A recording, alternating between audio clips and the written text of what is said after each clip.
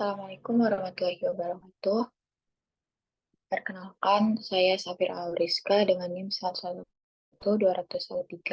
Jadi pada penelitian tugas akhir ini, saya membawakan judul studi paragenesa ultrasi hidrotermal di daerah Poboya, Kabupaten Palu, Kota Palu, Sulawesi Tengah.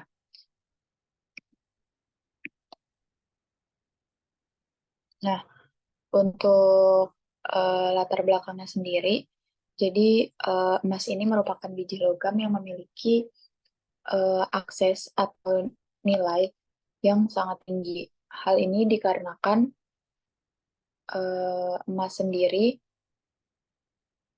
merupakan logam mulia dan juga digunakan sebagai bahan perhiasan yang sangat bagus lah dan tahan lama. Nah, menurut Warnada sendiri tahun 2007, si endapan emas ini mungkin ditemukan di daerah hidrotermal atau di daerah sedimenter. Nah, untuk daerah penelitian Poboya sendiri, itu masuk ke dalam jenis yang endapan hidrotermal, berupa endapan epitermal. Nah, dalam prosesnya sendiri, perlu ada pemahaman materi mengenai altrasi dan mineralisasi. Nah, di mana altrasi sendiri itu adalah proses perubahan sifat fisika, kimia, mineral, dan mineralogi dari batuan, serta juga dilihat dari tekstur dan batuan asalnya. Nah, hal ini juga disebabkan karena adanya larutan hidrotermal. Untuk rumusan masalah sendiri, yang pertama ada bagaimana kondisi dari geologinya, geomorfologi, litologi, dan struktur geologi pada daerah penelitian. Lalu yang kedua adalah bagaimana tipe alterasi dari daerah penelitian sendiri. Nah, yang ketiga ada karakteristik dari tipe endapan hidrotermal.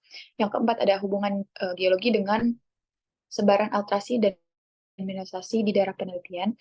Dan yang terakhir adalah bagaimana uh, urut-urutan dan juga proses yang berkaitan dengan proses pembentukannya dan juga bagaimana sejarah dari pembentukannya.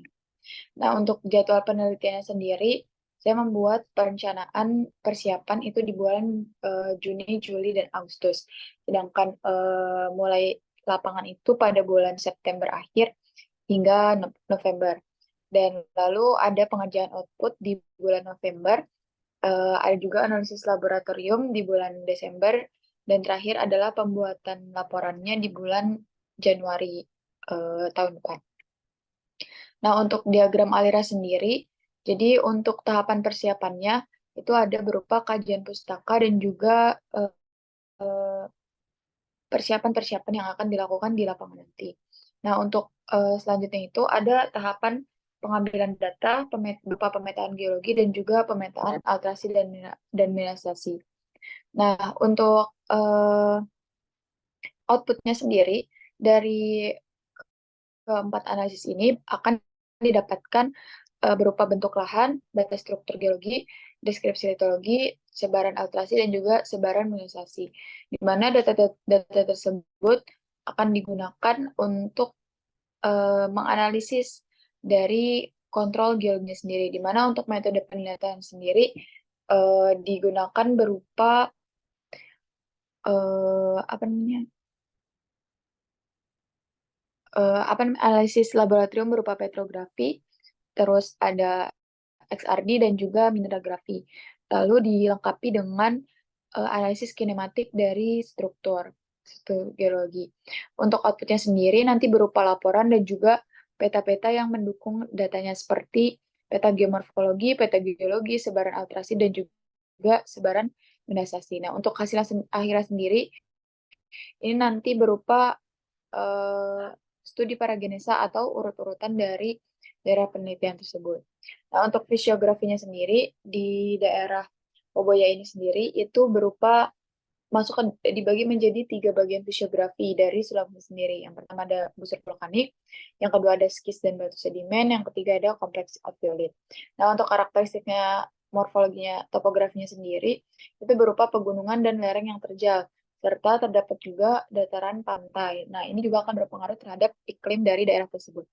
Terus untuk tektonik dan struktur sendiri, untuk tektonik sendiri, daerah ini tuh hasil dari subduksi dan terdapat aktivitas magmatisme dan juga sedimentasi vulkanik. Nah, untuk kontrol struktural sendiri, ini dapat ada berupa sesar Palu-Koro, di mana sesar ini berupa sesar mendatar kiri dengan orientasi utara barat laut. Lalu untuk stratigrafinya sendiri, terdapat 7 satuan batuan. Yang pertama ada basement, yang kedua ada formasi Latimojong, yang ketiga ada Gunung-Gunung, keempat ada Tinombo, kelima ada Papayato, yang keenam ada batuan intrusi, dan yang terakhir ada Celebes Monas. Nah, berikut adalah daftar pustaka yang saya gunakan dalam penelitian dan persiapan penelitian tugas akhir ini sendiri. Nah, sekian presentasi yang dapat saya sampaikan. Kurang lebihnya mohon maaf. Wassalamualaikum warahmatullahi wabarakatuh.